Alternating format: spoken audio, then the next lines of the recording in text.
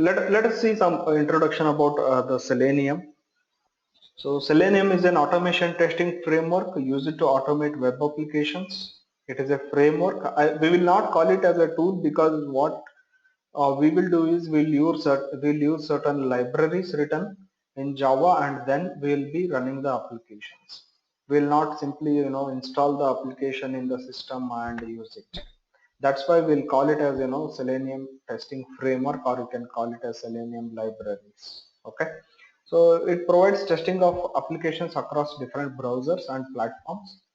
We can also use different programming languages to write the Selenium scripts.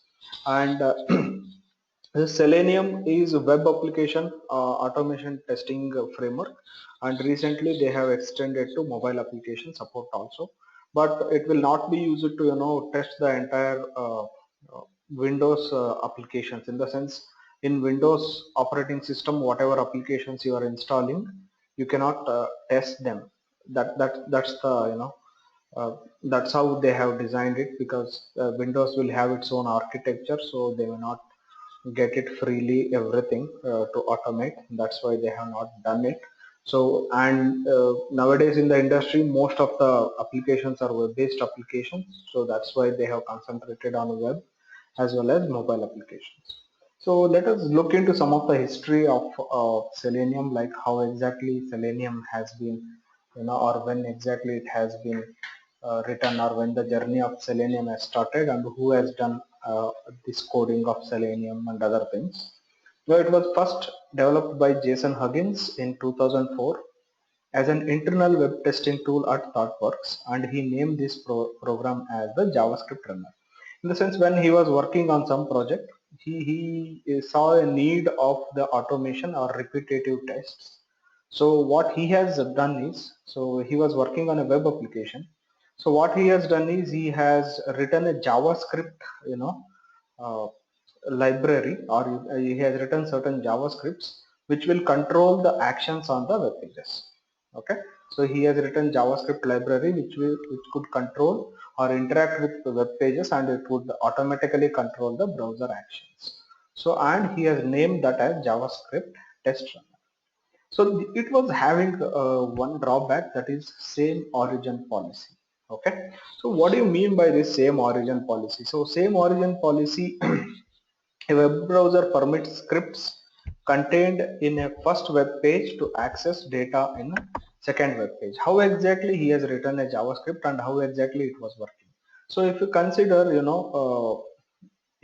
whatever JavaScript he has written, right? If you consider these are JavaScript libraries, and if you consider this as web browser, he was injecting this JavaScript into this web browser. Means whatever JavaScript functions and other things he has written, uh, he was injecting that into the web browser, and then whatever scripts we have written for automating the web elements and other things, they were running those scripts, right? So one problem was if, for example, right, I have page 1, I am working on login page, and some JavaScript is running there, and once I log in, I am going to page 2. Okay, so there also I want to run the same JavaScript. I don't want to write one more JavaScript for page 2, right? That was possible only if both the pages are in the same web domain. For example, you consider xyz.com. Okay, xyz.com. If both of them were in same web domain, then the execution of the JavaScript is possible in both the pages. If, for example, I am clicking on something and my web browser is moving to some other domain, for example, I am in google.com. I am in google.com, and then once I search, I will get Selenium WebDriver, the official website of some Selenium WebDriver. Once I click on that link, it will move out of google.com, and then it will go to some other Selenium website, right? So my automation script should continue testing on that particular page also in a different domain, right? So the same JavaScript, once we move out of that domain, okay, the same JavaScript was not we or we were not able to execute that on the web. So because of that, what they need to do, they had to, you know, install the local copies of both Selenium JavaScript and the web server, okay, containing the web application being tested, so that they belong to the same domain. They have to install both the application as well as the, you know, Selenium libraries, and then they have to test it locally. So that was one of the drawback, that is called same origin policy. In the sense, if you want to run a script, if you want to run a script in one domain, or if you want to run the same script in multiple domains, it was not possible. Okay, so just to, you know, fix this issue, just to fix this same origin policy issue, another, you know, engineer, Paul Hammond, okay, he has decided to create a server that will act as a HTTP proxy.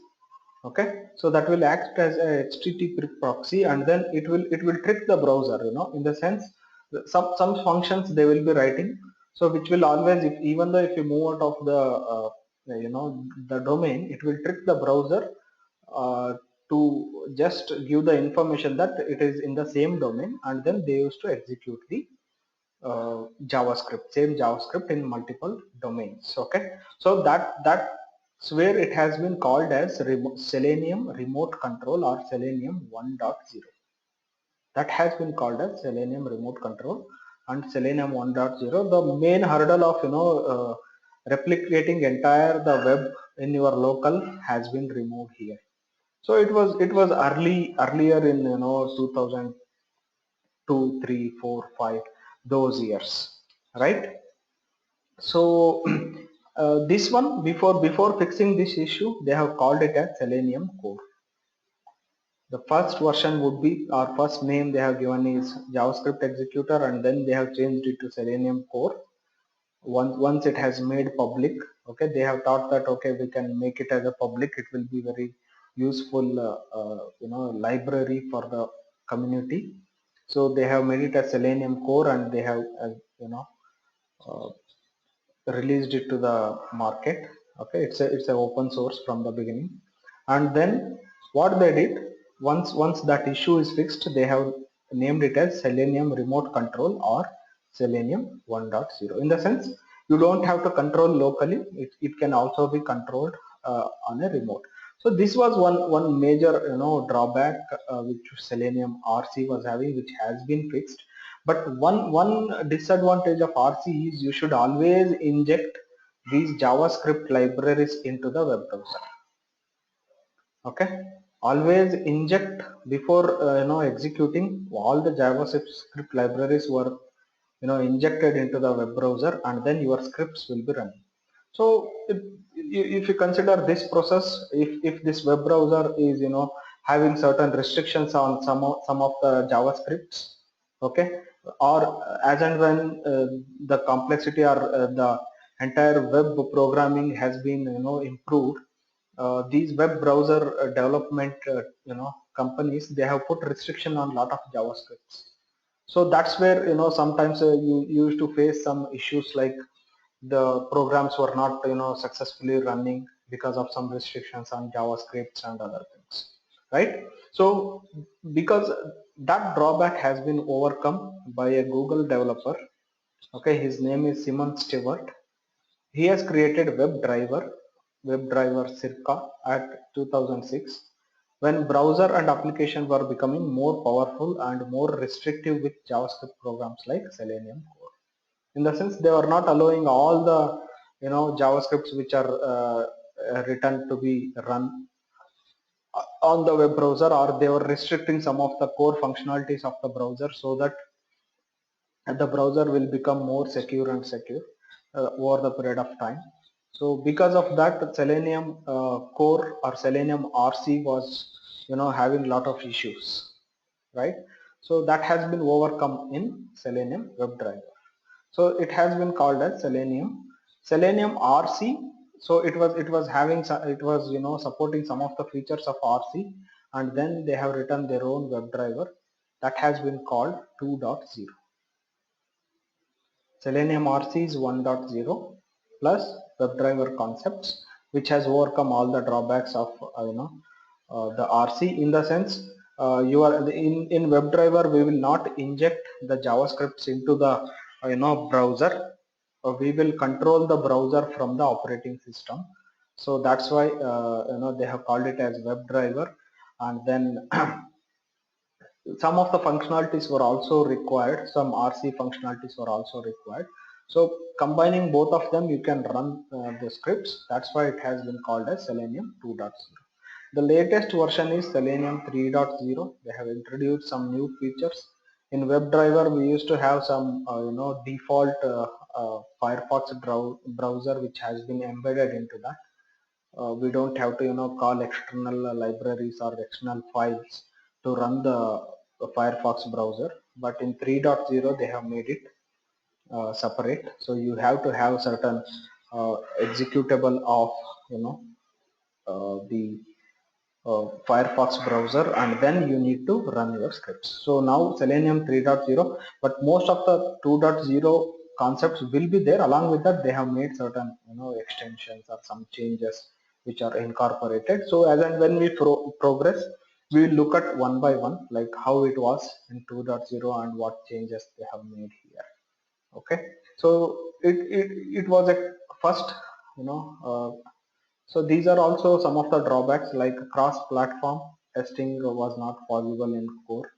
Okay, it was the first cross-platform testing framework that could control the browser from the OS level. It was not controlled from the JavaScript library or injecting the JavaScripts, right? Like that, it was not controlled from the OS level. You will be controlling the entire browser. So that's about some introduction about the Selenium. A lot of articles are there in the web, but you should know how exactly it has been evolved, and what all different components are there, or what are different versions of Selenium are there.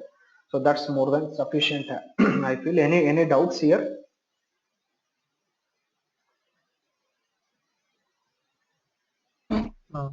No doubts, right? Okay.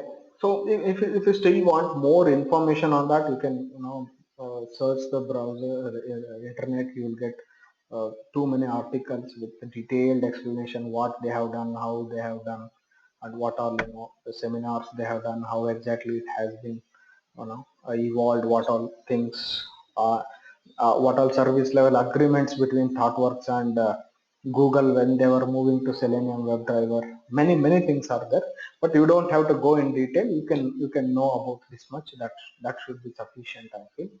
So coming to Selenium, we will categorize Selenium into different components. The first one is Selenium IDE. Okay, this is a record and playback tool. Record and playback, in the sense it's a plugin for Mozilla Firefox browser. Okay, it's a plugin for Mozilla Firefox browser, and you can record all your scripts.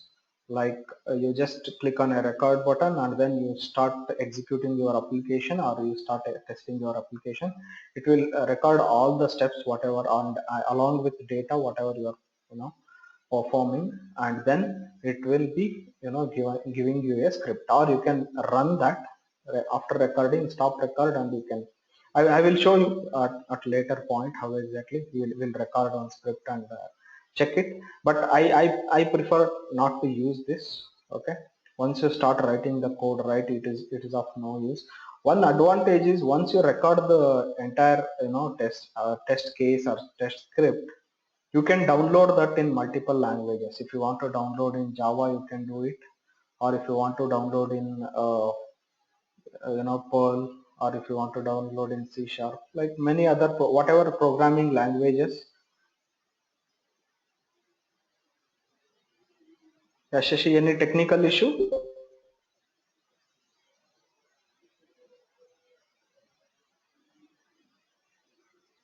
Shashi, any technical issue you are facing? No, right? Because you have logged in 2 times, that's why. Okay, yeah. So Selenium will be used, we can write Selenium scripts in different languages like WebDriver scripts. You can download using IDE, you can download your scripts in all the languages, but after downloading, sometimes you have to make certain changes to adapt to your testing or to framework. So that's why I always prefer writing my own code, because it's one and the same, right? So Selenium RC or Selenium 1.0, we have already discussed about this, and then Selenium WebDriver, and then Selenium Grid, right? So we'll look into this Selenium Grid, what it is. It is used to run your applications in multiple browsers parallelly, and multiple operating systems also could be run parallelly. So that's the advantage of having Selenium Grid. So our main focus would be on Selenium WebDriver. This is the most happening uh, framework in the market.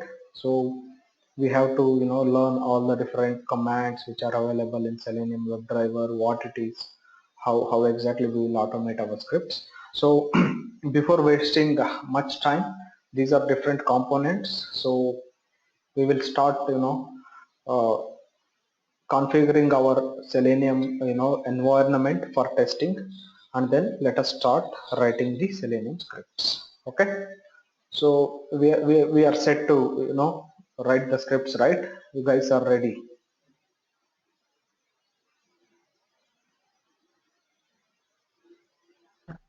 Yeah. So in this first session, I will be explaining about what is WebDriver, and then we'll be covering some commands like browser commands, browser navigation commands, and then web element, what is a web element, and other things, right? So Selenium WebDriver. So WebDriver in Selenium is an interface. So before going in detail about that, let me show you first the official website of Selenium. It is seleniumhq.org. This is the official website of Selenium. You can see here what is Selenium. You will get entire details about this, and what all different components, Selenium WebDriver and Selenium IDE, right? So RC is almost kind of outdated. That's what they're saying. 1.0 plus WebDriver is equal to 2.0. So since it's almost outdated, or people are not much using that, they're not giving much information, but still you have here, you can see here somewhere you have. Okay, if I click on projects, you can see here Selenium WebDriver, Selenium Grid, Selenium IDE, and then Selenium Remote Control.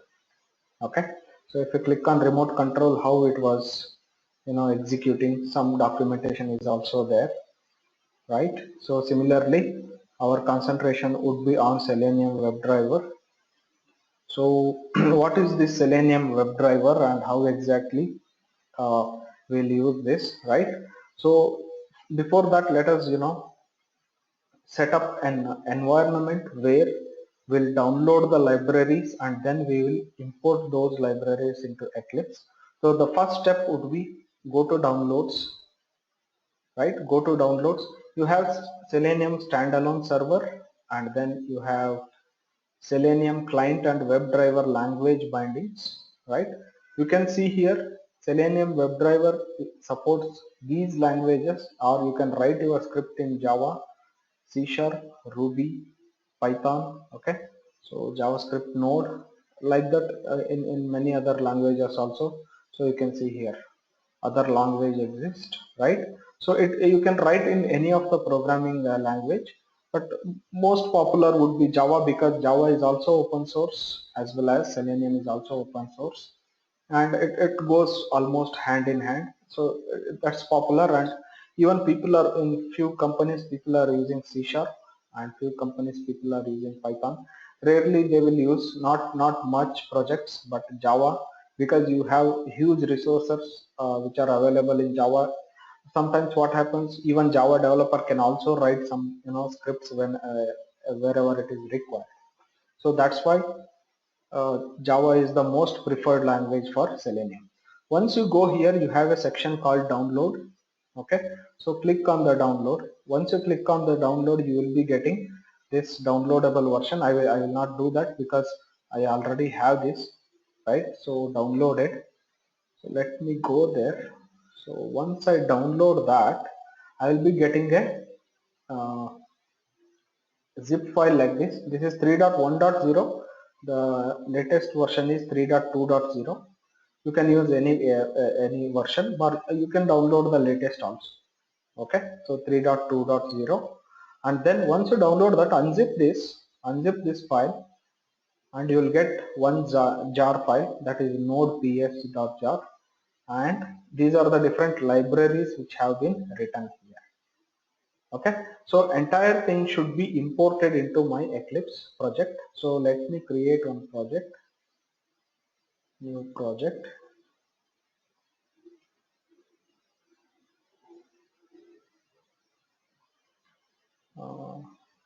Sorry, 1 minute. So it will be a Java project,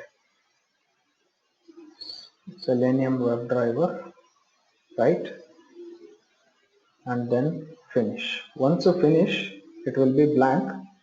Just right click, build path, configure build path. You need to follow this. Right click, build path, configure build path. Go to the libraries tab. Okay, go to the libraries tab and click on add external jars.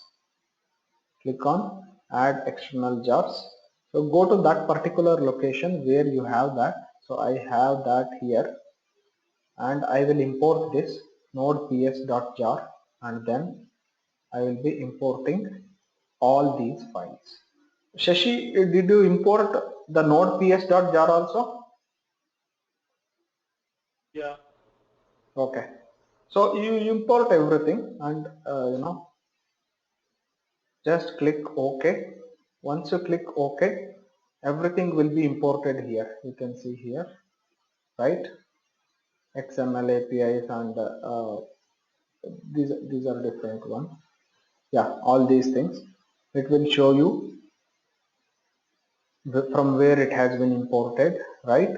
So everything will be having jar file is nothing but it will be a collection of different classes written. Okay, so different classes will be written inside different packages. You can see here, inside different packages they have written different classes, right? So they are not Java files, they are class files, right? That's the concept of Java, right? You can put every class file into a jar, and then you can use it wherever you want, whichever operating system you want. So that's the advantage here. So once you import everything, right, so we need to first write our first program. So to write our first program, we have to have the list of commands which we have to use. Okay, so for that, for reference of the list of commands which we have to use, or how exactly we need to use that, in the download page, go to the Java doc. You can see here Java doc, this section. Okay, so that's the section we have to go for our any methods or class or interface reference. Once you go here,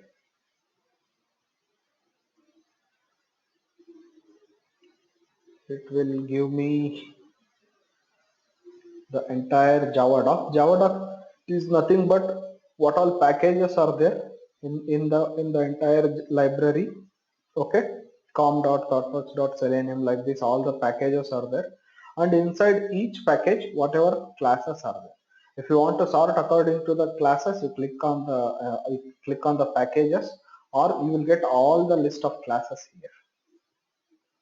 Okay, so first thing we need to understand here is classes will be in the normal font, and interfaces will be in the italicized font. Okay, you can see here action and application cache, all these are interfaces. If I click on action, right, it will give me interface action. If I click on similarly actions, that is a class. Okay, so the first interface we have to go to first interface, that is WebDriver. This is the first interface we have to understand what this interface is and what exactly happens here. Okay, so for that you can see here, this is an interface, right?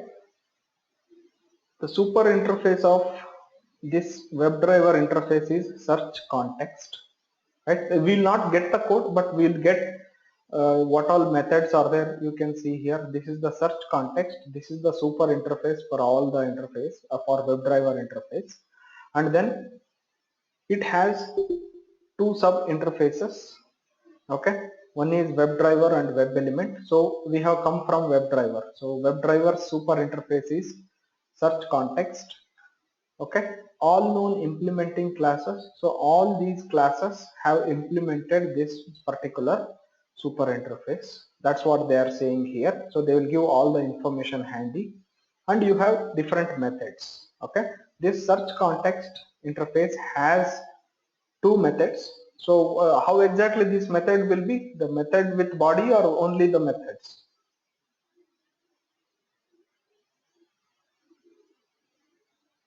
Any idea? Only method. Only methods? Yeah. Okay. So since it's an interface, only these methods are declared here. They you will not be having the entire method body. Some explanation they are giving for these methods. We will look at them one by one. So you can see here, this WebDriver interface has been implemented by all these classes.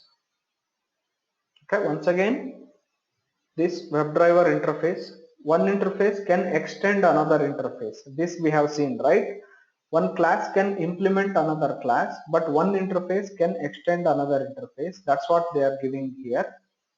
Okay, so WebDriver is an interface which extends search context interface, and then you can see here it has its own nested classes. So we will be using some of the functions from these nested classes also. Okay, this interface has nested interfaces. Okay, so they're giving with the heading nested class only, just for the documentation purpose. You can see here static interface, right? So one interface can have another static interface inside that, or one class can have static class inside that.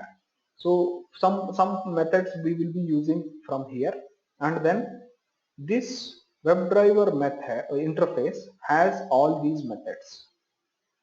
You can see here some instance methods, some abstract methods. What are abstract methods it has? Okay, so I feel all the methods are abstract methods here, because even WebDriver is an interface, we cannot have method body there. So we have void, close, and all these things. First method we should look for is get. Okay, this is the first method, and then it accepts a string. Okay, and that string should be an URL, otherwise you will get an error message. What exactly this method does, we should understand. It loads a new web page in the current browser window. It loads a new web page in the current browser window. So I will click on this method. You will get a big explanation of this. Load a new web page in the current web browser window. This is done using HTTP GET operation. Okay, and the method will block until the load is complete. Right? So method, any other method, this method will be blocked until the entire page loading will be complete.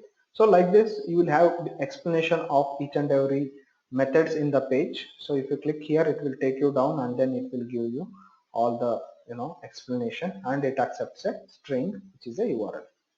Right? Right. So now all these classes, right? So what are these classes? These classes are nothing but our browser classes. You can see here Chrome browser, right? Edge browser, right?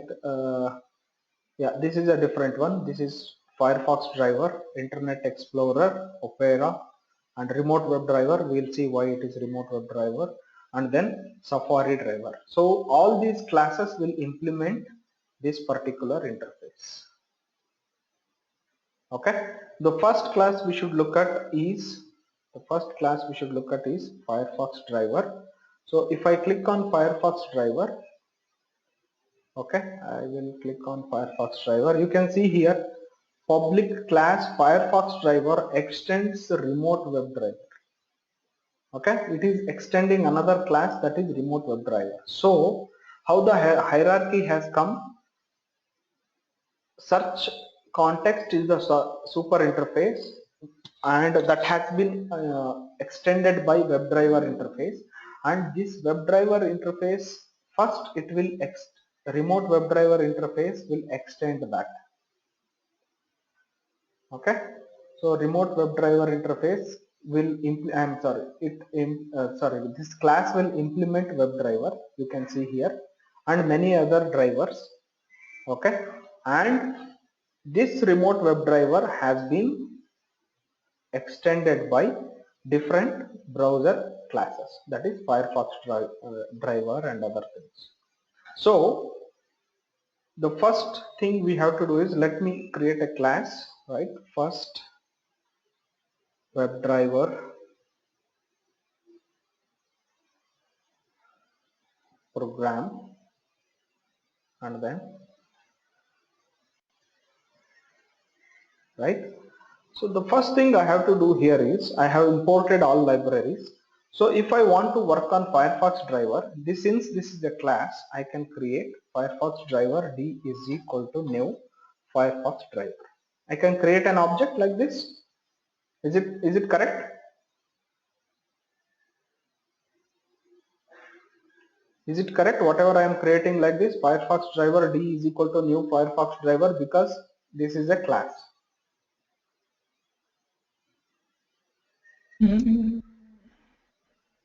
Yeah. This is correct, right? Yeah. Yeah. So what it accepts?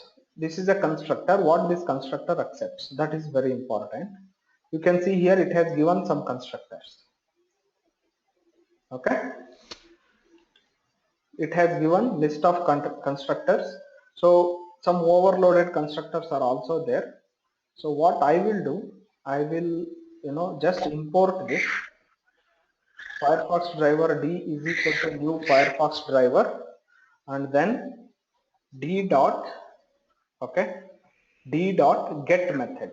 You will get the get method. Okay, so from where you are getting the get method? From the Firefox driver. If you can see all the methods, right, it is not there. It's not there in this list of methods. It is there in the WebDriver methods. So this WebDriver is automatically extended, because remote WebDriver is extending or it is implementing WebDriver interface, and then remote WebDriver has been extended by Firefox driver. Just understand this flow. That's why I will be able to call that particular method here. So if I give http google.com, okay, so what's happening here, I am creating an object of the Firefox driver, and then using that driver I am calling the method of the web driver. So this is possible, right? This is correct, right, guys? Yes. Okay, Shashi?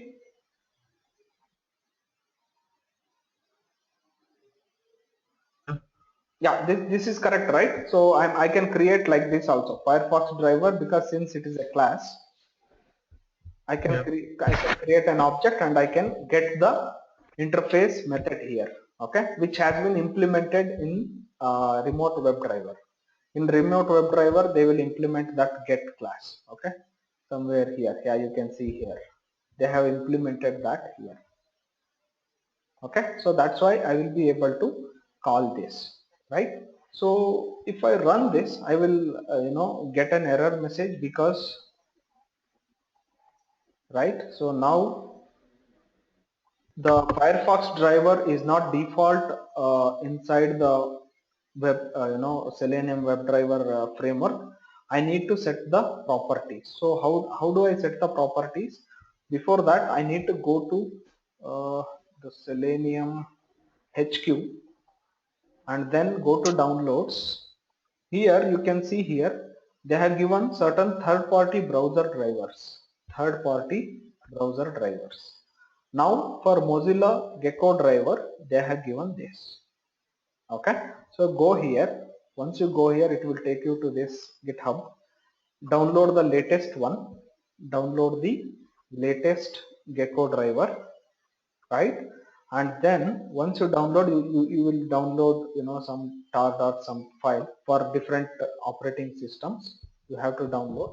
Once you download, you will be having that inside your libraries. So I have that here. I have downloaded for my Windows. Just unzip that, you will get a exe like this, gecko driver.exe.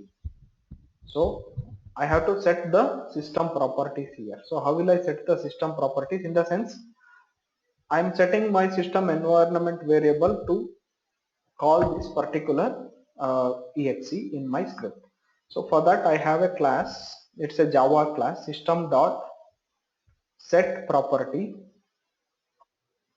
Okay, so here I have to pass two arguments. System.setProperty, I have to pass two arguments. Okay, it's a key value pair table kind of thing which accepts. So here I have to set the WebDriver.Gecko driver. That is the key.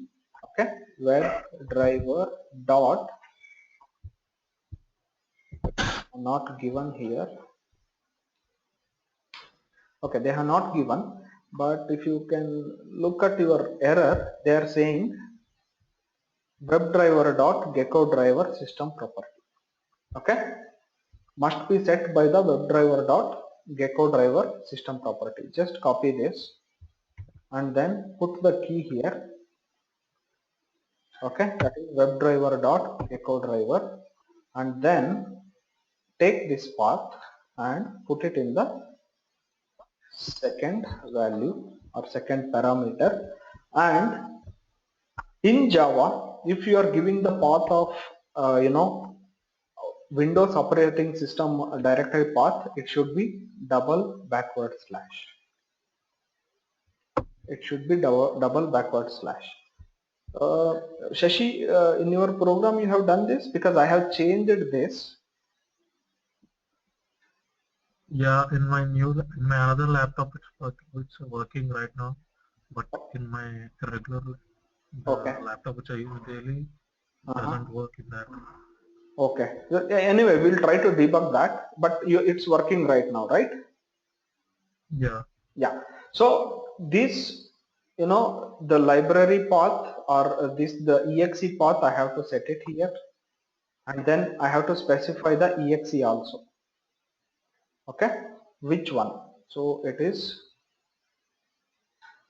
gecko driver.exe.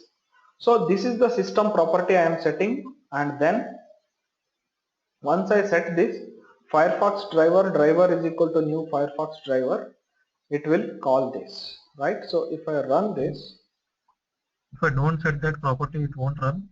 It has given me an error message, right? 1 minute, I will show you that. You can see here google.com has been executed. In the sense, first it initializes a browser.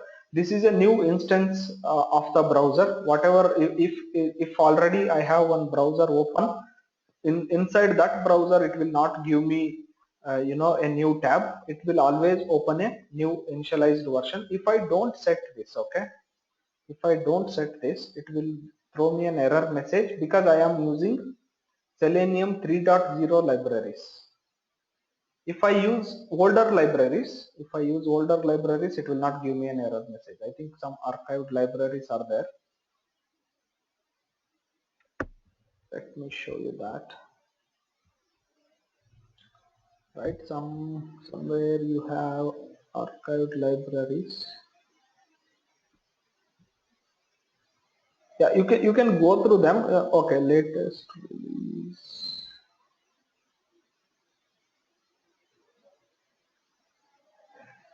Somewhere I have seen that. I will ping you. If you want to use without Gecko driver, you can use that, but it doesn't make any difference because as and when you join any company, they will be upgrading with the latest versions. So use this. That's what is my suggestion. Okay, so if you don't want to use this, you can use some other libraries.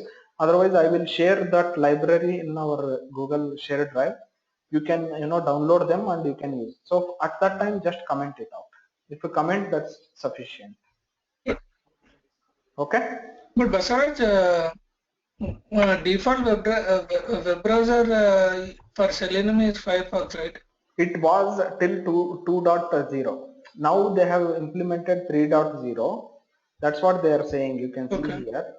From 3.0 it is not. If I comment this out, right, it should automatically take that. It is not taking because I have 3.0 libraries. It is giving me this. The path to the driver executable must be set by the WebDriver Gecko driver. Okay, system property. This is for 3.0. If you have 2.0 libraries, okay, then you don't have to. I think I have 2.0 library somewhere here. I will show you 1 minute.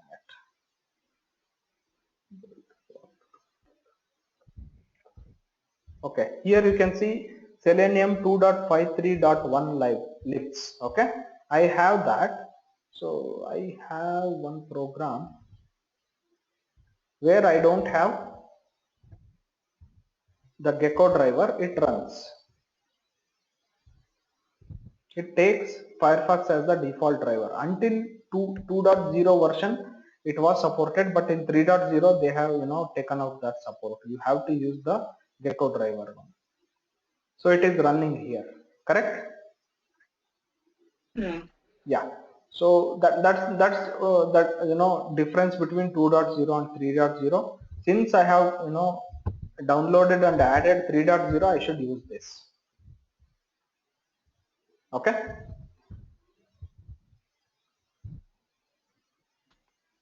Yeah, so the next step is, first one is get. It will get me the new instance of the browser and it runs, or it loads this URL, and this method will be locked until the entire page loads. That's the main thing here. And here, instead of writing Firefox driver, okay, we should always create the instance with WebDriver. The main reason is, if you want to work on multiple browsers, then every time you need to create, like Firefox driver, you need to create Chrome driver, you need to create the object of each and every driver you need to create. Otherwise, if I set this WebDriver locally or WebDriver globally, I can use this instance, okay, or I can use this reference variable to initialize multiple browsers. Okay, so similarly, if I want to do what I will do, I will put this. Basaraj, can I come back again? Yeah, 1 minute. So see, since WebDriver is an interface, and this interface has been implemented in Firefox driver class, okay, we can even create an object of Firefox driver or any other driver by taking the reference variable of the interface. This can be done, right? Upcasting can be done always. So what I will do, the advantage of doing this is, right, so I will show you now. So I am creating one static reference variable WebDriver. You just import that, and then here D is equal to new Firefox driver, right? So I am setting one property, string browser is equal to, okay, Firefox. For example, I am setting here, if you consider this browser will come from the data set, then we will see that later. For the time being, you understand, I have a browser, okay, and I will check the condition. If browser dot, okay,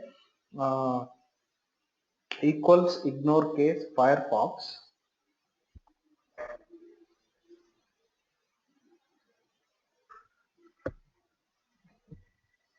okay, then what I will do, I will initialize like this.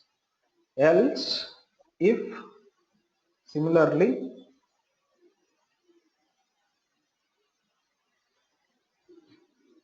is Chrome,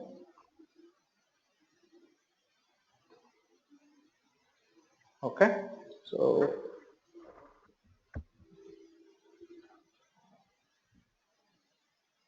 one minute, it is giving an error message.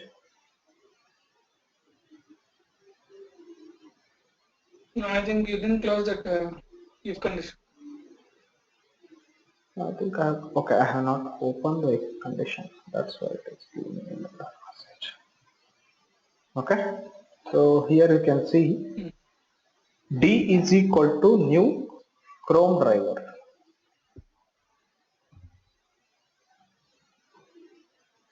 New Chrome driver. Okay. So if I don't use this reference variable, or if I don't do upcasting, what happens every time you check for this condition, you need to use like this. Okay, Firefox driver FD, and if it is Chrome driver, then Chrome driver D. You can use D also. So like this you need to use.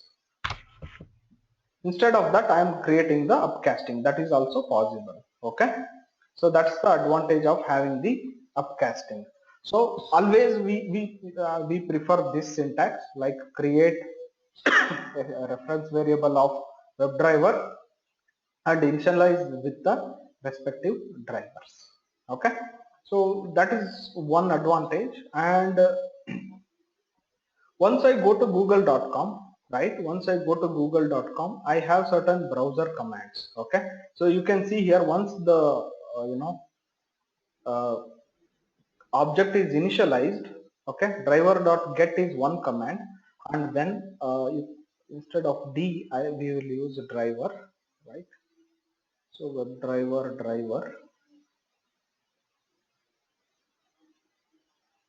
and driver.get is one command. Similarly, driver.close is there. Okay, find element. We will see all of them, right? Get title. Okay, this I will use this. What get title will do? You can see here, once you hover on this, it will give me get title, right? So let me go to my Java doc and then go to WebDriver. Here you have get title. Somewhere here, the title of the current page. It will return the title of the current page. You can see here. Okay, where is that? Yeah, it's here. Returns. What it returns? The title of the current page with the leading and trailing white spaces stripped or null if one is not already set. Okay, so otherwise it will return the null. Otherwise it returns a string. Since it returns a string, I will directly put it inside this system.out.println, and then if I run this, it returns a title of the google.com page.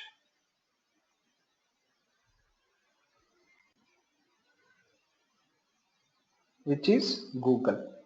Okay, that's correct. If you can see here, the title is Google. That has been returned here.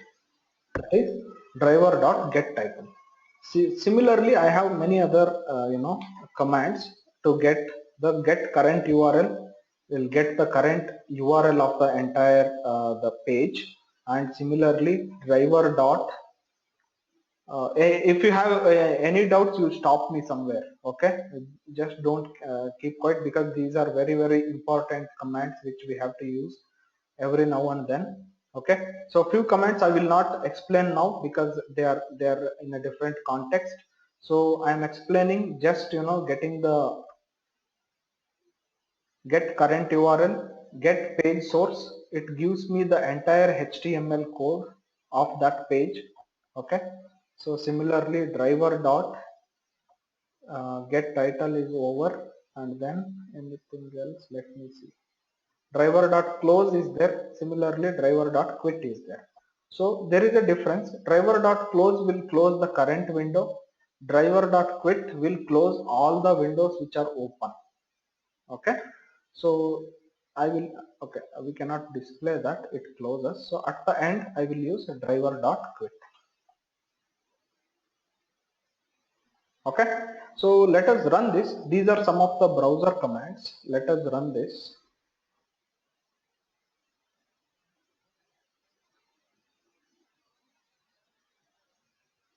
You can see what happened. So it has automatically closed. Okay, and it is giving me the entire HTML code that is for this page source, and it gives me a current URL that is somewhere here. It should be somewhere. Okay, so I think it has taken too much of space. Let me run this again. I will just put comment on this. Okay, because get page source we don't use frequently, but you know, they have added that command, so we should remember that.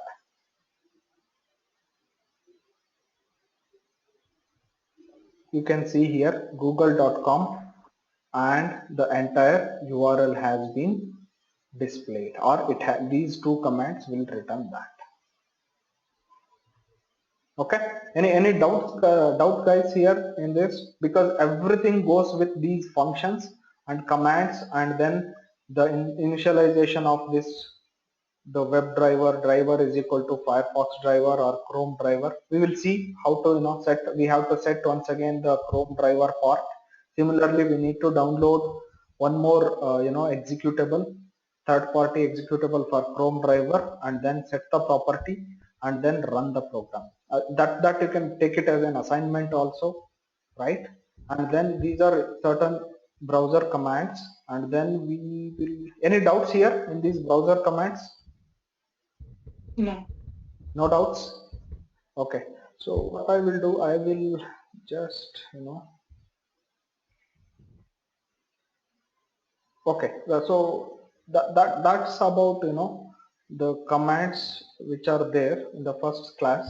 So we will see navigation commands once we you know, find web element and other things, which we can take it up tomorrow. So one assignment is try to get, you know, or trying to download the Chrome driver and then try to run the same script in Chrome driver. Will that be good? Yeah. Yeah. Okay. So what is the difference between quit and close? Driver.quit and driver.close. Close closes the current browser. Quit closes all the existing browsers. Okay. Quit closes all the browsers which are opened. Okay. So in the existing browser, it's not like manually opened during our execution. What all browsers are opened, only those browsers will be, you know, closed. It's not. So if I open new browser, it will not close that browser. Okay. Okay. Yeah. So that's all for the day.